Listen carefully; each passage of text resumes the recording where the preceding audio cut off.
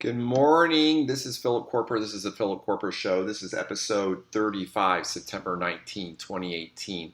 Got a great show for you today. Want to start off talking about our immigration policy and exactly what should we do? What can we do to help fix the problems we have with immigration that will probably give both sides a good solution. We're very compassionate people in America. We basically really love our immigrants, but we also want control of our border. We want a country. We kind of have a welfare state here. It doesn't scale well. Everyone probably in the world, most people would love to live in the United States and have the blessings that we have here. I want to talk about that. I want to talk about Brett Kavanaugh and his nomination process, the Dianne Feinstein bringing in these accusations of these girls when Brett was 25 from Ford. Her name is something, Professor Christine Blasey Ford. I want to talk about that for a while, and then an amazing story from Inside Edition in San Francisco. I want to mention that. Then I want to talk about the Good Samaritan and the story that I have about that. Going to building the wall. On PragerU.com last year, Charles Krautheimer, the belated Charles Krautheimer, did a wonderful piece on what really we should do with immigration policy. And I wanted to talk about that and sum up a little bit. I think he is really right on about immigration policy. And the first thing really is that we need control of our borders. Okay, people just coming and going across the border. I don't think if you asked Americans, do you want no border security at all? I think most Americans would not approve of that. Okay, we have a country. We're going to have some borders, and people going across the border to and from the border without being vetted. I think most Americans would disagree with that, especially in this post 9/11 world that we live in. We don't. If you asked Americans, do you think terrorists should just be able to come right into our country freely? I think most people would disagree with that. So I really do believe that we need borders. We need control of the borders. We see images of people just piling in to our country illegally with guns and things like this. Sure, a lot of great people who want to come here to work. Yes, I think that's probably the majority of these people.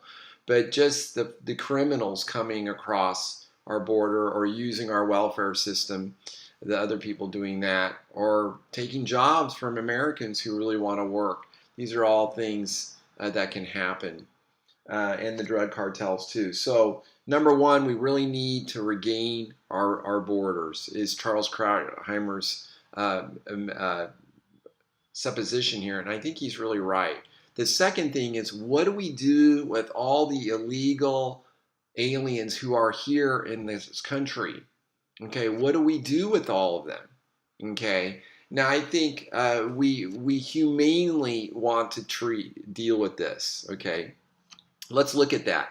We're not going to deport them. Okay, there's not going to be a self-deportation. I mean, I think I forgot what the poll numbers are. I mean, you poll Americans how many Americans want to deport all the illegal aliens? I mean, I think it's 20 to 30%. It's not a majority of people. Some people do and want them to come in legally. I can understand that. But really, I just think that is not really a feasible alternative. Charles Krautheimer agrees to that. So we need to do something humanely with them. So what do we do? In 1986, the biggest immigration bill ever went through, and Ronald Reagan signed it. It was the Senator Simpson Mazzoli immigration reform. And what happened here is that we legalized 3 million. We made 3 million illegal aliens, 3 million of them, into permanent residents. Okay. And so what happened after that in 1986? Well, the illegal aliens ballooned to this video last year. It says 11 million illegal aliens. Well, now the estimates are about 15 million illegal immigrants, so illegal aliens. So this is rapidly grown. Okay. So the problem, we say this is the last time, we're never going to do this again. You know, we're going to make these people permanent residents, and then we're in the big mess, and then people just flood into the country illegally, overstay their visas illegally, promise to return after their visas expire. They do not return. And so we really, we do want to legalize the illegal aliens, okay? I think we should. I think we should legalize them. But Charles Krauthammer makes a good argument that we're not going to make them citizens, okay? They will be legalized permanent residents, but not citizenship. Their children who are born in the United States will be citizens. So eventually, all these families, eventually over time, they will all be American citizens. I think that's really the best approach to this. So number one, regain our borders. We can do this. We need to build a barrier. Fences, walls. I mean, these barriers do work. San Diego has a triple fence, a barrier system with fences and walls and ravines, triple system there in San Diego area. This has been 90% effective in keeping out people from just coming across the border. This border, and I've had this debate with my friends, this barrier will not be perfect. It will not keep everybody out. But if we can greatly reduce the amount of people who are coming into our country illegally at the southern border, and then so we can use drones, we can use security, we can do this. It will be ugly, it will be expensive, but this is really important. Once we have this border, this barrier, okay, so illegal aliens cannot just flood into our country, then we can legalize those 14, 15 million illegal aliens, which we want to do, which I want to do. We can legalize them. See, this is the important aspect of building this wall. We know if we don't build the wall first, and if we just legalize all these people first, then many, many, many more will flood in. So we need the border barrier, we need the border secure, and then we can proceed to legalize these people. We also, with the barrier, what we need to do is we need to do e-verify or some kind of government system where to work, you have to prove your citizenship. You need to be a citizen or have a work visa to work. Too many people in this country, illegal aliens, are working without permission to work here, okay? That we need an electronic system to do that. E-verify is a system that is proposed to do that. Now, I know the civil libertarians are not going to like that. The Cato Institute has been really against that. I know it's not a perfect situation, but I really think for us to tackle this immigration problem, I think that's really what we should do. We should also have a really good system in place for those people who overstay their visas. Okay, we don't deport them. We don't send them back. They just stay here. Okay, I've met people who have done this personally. We need to have a good electronic system. So those are the things that we can do. We can build a barrier, have a border. We can have e-verify and a good visa check system.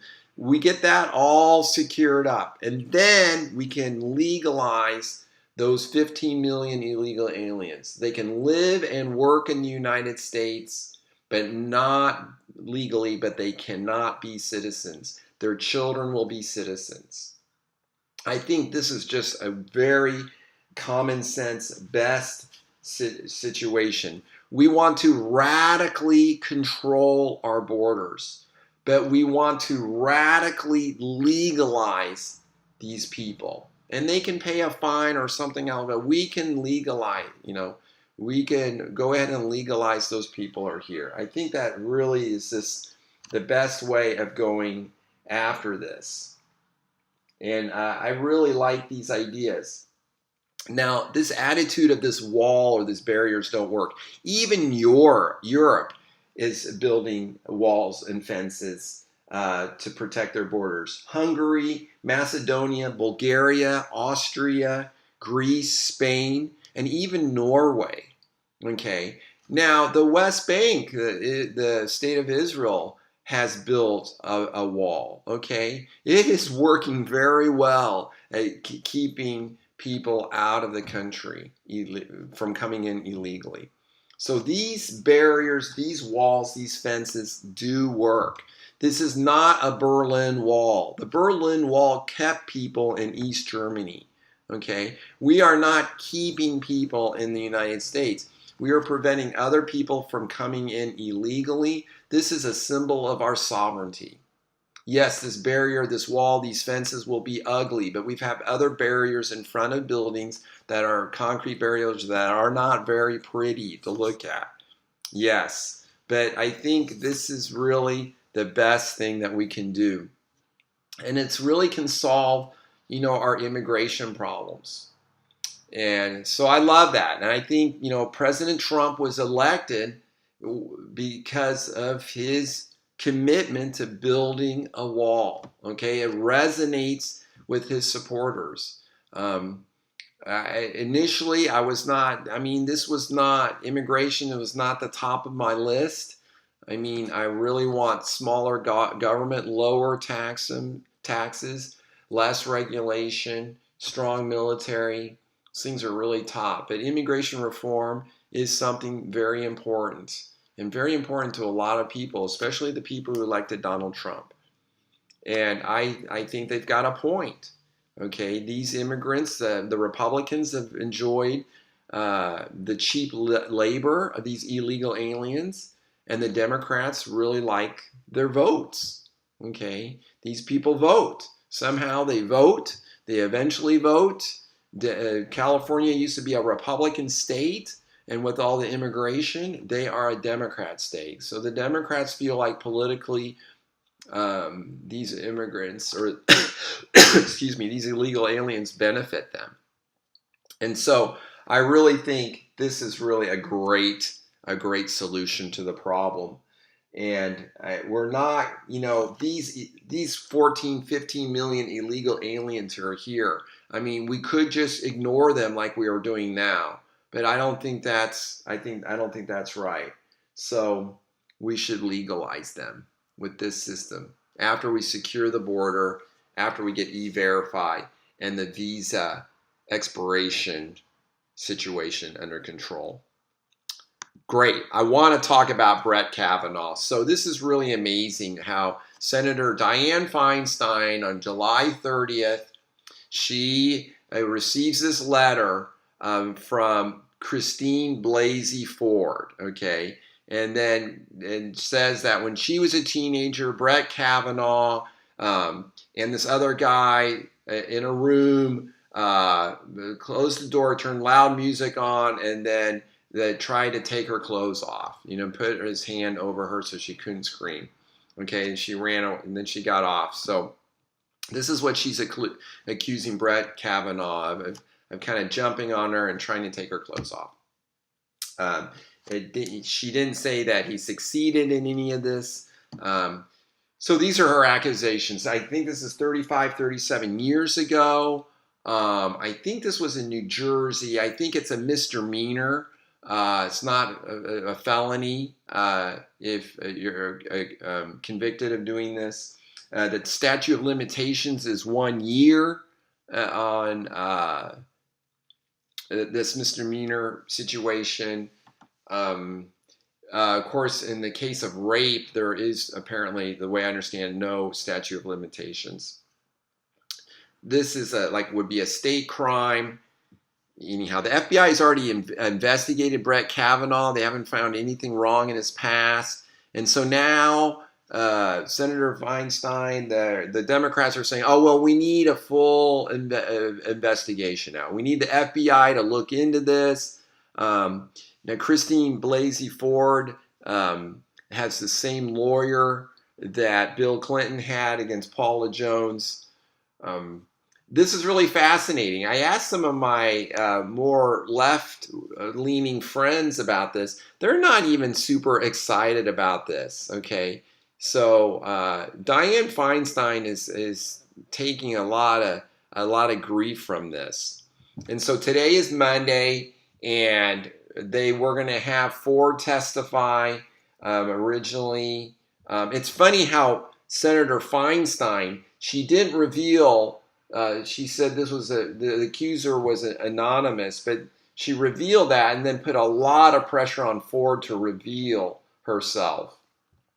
A lot of people know this is 11th hour shenanigans, that this is really a smear campaign, that Brett Kavanaugh can't really even defend himself. And why didn't Dianne Feinstein really send this information to the FBI at the time in July? Why didn't she ask Brett Kavanaugh? Brett Kavanaugh's answered about 1,400 to 1,500 questions, more than any other nominee. So I think, of course, this is the court of public opinion now. And I think even talking to my slightly leftist friends, they are not even really hip on postponing this vote. Many Republicans now are saying, let's vote. Okay, if she's not going to testify, then Brett Kavanaugh doesn't need to testify, and then let's this vote. It's interesting morally how this debate is going. I listened to Ben Shapiro, and Ben Shapiro said that if he really did, kind of slam her down on a bed and try to take her clothes off, that this would disqualify him from ever, if he did that at 17 years of age, this would disqualify him from ever serving on the Supreme Court. A lot of other people like Andrew Klavan or Michael Knowles, or even I was listening to a roundtable with those two and Ben Shapiro and Glenn Beck, that many of them say, no, he's 17. Okay, the reason why if you're convicted of crimes when you're a minor, these documents are sealed, so it doesn't ruin your whole life. We know we make really poor decisions when we're younger like this. So Brett Kavanaugh is denying all of this. Ford said in 2012 during a group therapy session that there are 4 guys in there. She didn't mention Brett Kavanaugh by name. Maybe she's confused. Apparently she was intoxicated. Maybe Brett Kavanaugh wasn't the one in there. She said this other guy was in there. He denies this, that anything like this happened. So it's a he said, she said, and then another he said. So very difficult situation. Imagine any of us who go into politics and then somebody, way distant in our past, will accuse us of something that they've never brought forward before. It's kind of an October surprise kind of deal. So I think in the court of public opinion, I think most Americans realize that this is shenanigans by the Democrats, that Brett Kavanaugh looks like an okay guy to be on the Supreme Court, that he's got the convictions, or he's got the qualifications to do this. It's interesting to hear what Hillary Clinton has said. She's rambling on about a bunch of whole different things, talking about getting rid of the Electoral College. I mean, she is so narrow-minded and short-sighted just because, she supposedly won the popular vote, although I think the votes were stopped counting in a lot of states because we're so focused on the Electoral College. Donald Trump won by the rules. Hillary Clinton's talking about different rules like switching to a popular vote. That's a whole nother issue. But she says that Ford's request is a reasonable request. Apparently Ford is not going to testify today. She wants the FBI to investigate. I've read and heard that the way she's made accusations against Brett Kavanaugh are very suspicious, in the fact they're very lawyered up. Things that can't really be proven, accusations that can't be proven, so she can't be proven that she's lying. She won't talk about when this happened, where this happened, how she went there, got back. I mean, she's got barely any memory at all. So these accusations do not look credible at all. We don't know if they're true or not. Only the 3 people in that room know if they're true. But even if what is she saying is true, it's hard to really see any evidence, any credibility. And it's even interesting to note that Brett Kavanaugh's mom was a judge, and Brett Kavanaugh's mom ruled against Ford and her family, like where they lost a house. So there is motive here for Ford to go after Kavanaugh, to hate him politically. She is on the left. So I think this really smells bad. I tweeted something yesterday, like if it walks like a smear, smells like a smear, or swims like a smear, then it's a smear. Referring to, like, if it walks like a duck, swims like a duck, smells like a duck, it's a duck. This looks like a smear campaign. This is very similar to the Anita Hill accusations against Clarence Thomas. I want to mention this John Fund article, which is really interesting, in Fox News. And it's really like 1991, where Anita Hill was accused Clarence Thomas of sexual misconduct. And then Clarence Thomas famously defending himself and said that these charges amount to a high-tech lynching, where somebody comes out of the deep past at the last second and starts accusing you of a bunch of things that they can't prove and that you can't really prove that you didn't do. It's a little bit of this Me Too movement with Harvey Weinstein and all this other stuff. I think this pendulum might be swinging back just a little bit. John Fund says that Ford's story is murkier and less documented than Hill's was. According to Ford, she never told anyone about the alleged drunken attempt at rape for 30 years until couples therapy. There's no pattern of abusive contact in Kavanaugh's background, and he totally denies this. And Fund says, obviously Ford's accusation should be taken seriously, but we can't ignore that her memory about the alleged incident is very vague. Ford said she thinks it happened back in 1982, but isn't sure. She doesn't even know who owned the house, where the party took place, and how she got there or how she got home. Unless something new is discovered, this is classic he said, she said issue. Then there is the way Ford brought her accusation forward. She didn't contact the Judiciary Committee, instead writing to a Democratic lawmaker. She didn't send her account to the FBI or investigation. Ford instead allowed Senator Dianne Feinstein to sit on her charges through a lengthy confirmation period where Kavanaugh answered 1,238 written questions, during which time no one brought up the Ford letter. Ford is insisting that she wanted to remain anonymous after she wrote her letter to the highly partisan Feinstein, currently running for re-election. But at the same time, Ford hired a lawyer, Deborah Katz, who is a Democratic activist and spoke in public defense of President Bill Clinton when he was accused of sexual misconduct by Paula Jones. After hiring Katz, Ford then took a polygraph test, which she says she passed. But such a test only shows that she probably believes the story she is telling. By the way, a polygraph test, the way I understand it, is not submissible in a court of law. All of this, Fund says, has prompted some honest liberals to blow the whistle. So the San Francisco Chronicle is just really saying that Feinstein took the possible worst course. So liberals are complaining against Feinstein. And Justice Ruth Bader Ginsburg is criticized how Kavanaugh has been treated during this confirmation hearing. She said that's a highly partisan show.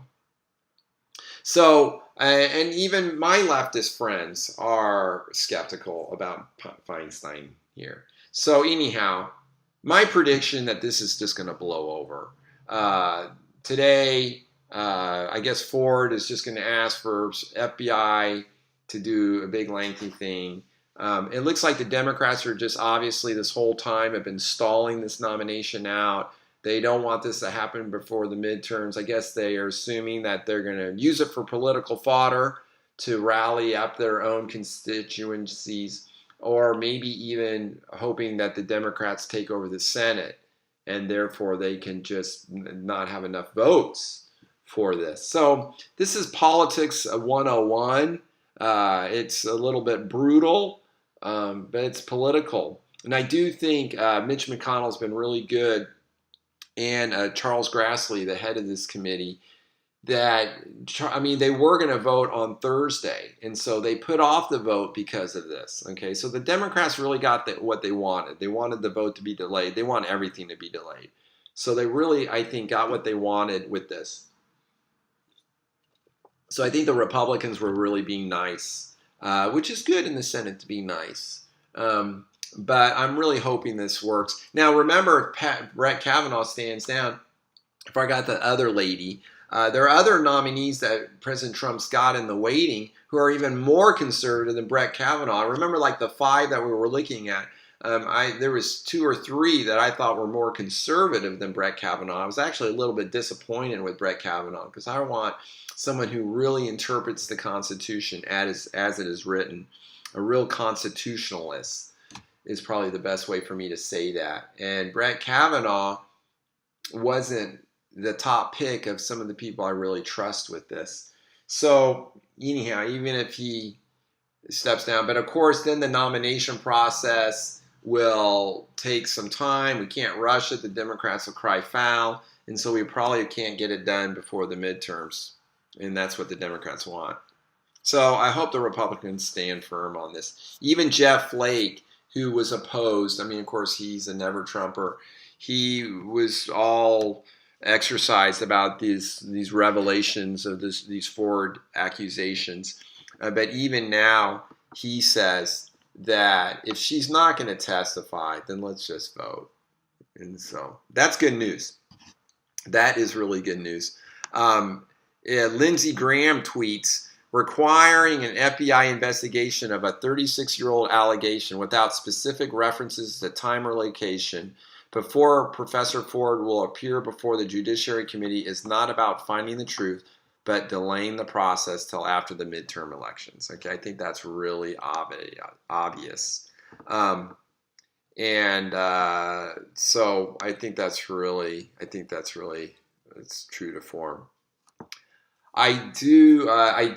Charlie Kirk had a funny tweet about how Hillary thinks we should take these accusations seriously. And then Charlie Kirk asked, well, Hillary, did you take Paula Jones and all those other women accusations seriously? Okay, of course, Hillary did not, which turned out to be a big mistake. I want to switch gears a little bit. A friend sent me this episode of Inside Edition, okay? And so Inside Edition goes to San Francisco, and in broad daylight, okay, they put like a big speaker and they put a GPS tracker and then like a Michael Kors handbag with a GPS tracker, and then they put it in a sedan next to this park, and then they videotape this. And sure enough, these people come along and they break in the windows. They break the windows of the car and just take this stuff out, okay? I mean, and so they filmed all of this, okay? So then the crew chases this couple that did this, and she, with her microphone, just gets right in front of him, goes, that's my speaker, give it back, give it back. And the guy kind of pushes her away and stuff, but then he eventually gives this big speaker thing back. And then while they're interviewing, looking for the other lady who stole the handbag, their SUV gets broken into and they lost like $30,000 worth of electronics equipment. I mean, this is just complete Banana Republic chaos stuff going on in San Francisco. Very distressing that the rule of law, we're so far from the rule of law. I wanted to close out in a story today, and I want to talk a little bit. I was thinking about Luke chapter 10 and the Good Samaritan. And what made me think of this today was on my run this morning. I run by this gas station, and someone was there with a bike. It was, still dark out, filling their bicycle tire up with air at that pump that's designed for cars to put air in car tires. And it reminds me is that when I was at Brigham Young University, I was working. Try to pay for my schooling, most of it, and I was working at a gas station, and the gas station had a air compressor out in the back, and this lady came in with her daughter and with the little bicycle. Her daughter was a toddler, was pretty young, so it was one of those small little kiddie bicycles, a small little tire, and the tire was flat, and she wanted me to help her put some air in the tire. This lady didn't know how to do it. And her little kid was there with her. I can't remember if it was a boy or a girl. But anyhow, I said, sure. I got out of my little booth thing, the little room thing that I was in at the gas station. And I went back to the back, and I turned on the compressor thingy, and then I hooked it up to the tire. I kind of got it on there, and I put it right on there, and this happened so fast. The air rushed into the tire, and the tire just went and they just exploded. It was really loud. It scared me.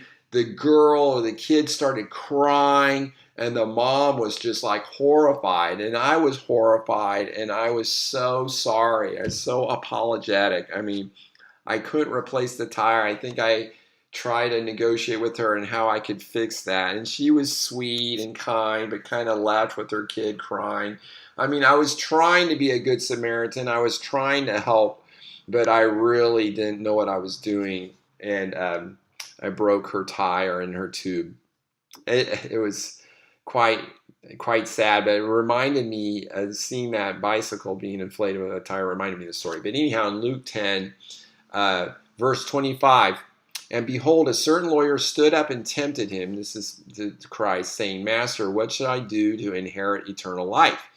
He said unto him, What is written in the law? How readest thou? That's what Christ said. And then the lawyer says, and he answering him said, Thou shalt love the Lord thy God with all thy heart, and with all thy soul, and with all thy strength, and with all thy mind, and thy neighbor as thyself. And he said unto him, Thou hast answered right, this do, and thou shalt live. But he, willing to justify himself, said unto Jesus, And who is my neighbor? And Jesus answering him said, A certain man went down from Jerusalem to Jericho, and fell among the thieves, which stripped him of his raiment, and wounded him, and departed, leaving him half dead. And by chance there came down a certain priest that way, and when he saw him, he passed by on the other side. And likewise a Levite, when he was at the place, came and looked on him, and passed by on the other side.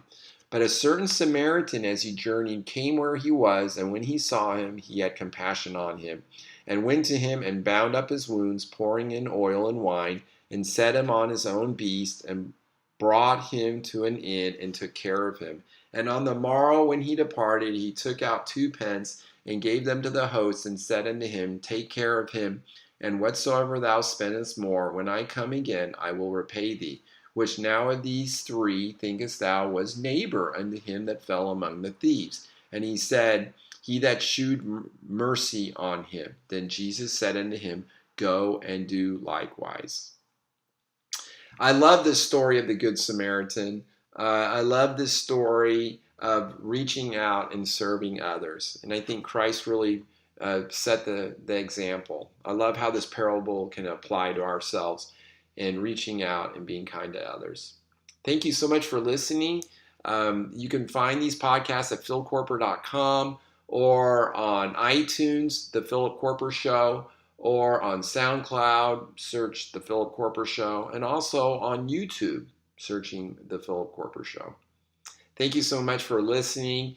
Please leave your comments at any of those sites or topics that you want me to discuss. I would like to do that. I am getting requests. I am getting some feedback back on my YouTube channel about the talk that I did on global warming. And somebody said, gosh, Bush thought this, and Bush 1 and 2, and the Pentagon thinks there's global warming, and we should be panicked. You are really in the minority there. So I appreciate those comments. I think those comments are wrong, but I appreciate the person sharing that with me. So thank you so much for listening. I hope you have a great day. This is Philip Koerper, copyright 2018. Thank you so much.